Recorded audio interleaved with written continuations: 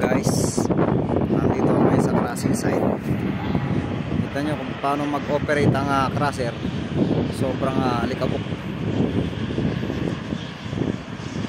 Sira raw yung crusher nila na sa isang unit. Titignan ko kung ano naging problema. So pasamantala natitigil ko muna ang operation kasi sobrang alikabok. Tapos na pag na-stop na operation, punta kami roon. Punta ako check up.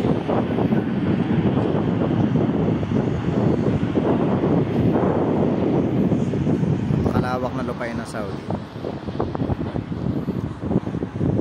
Pinapatag nila ang mga bundok.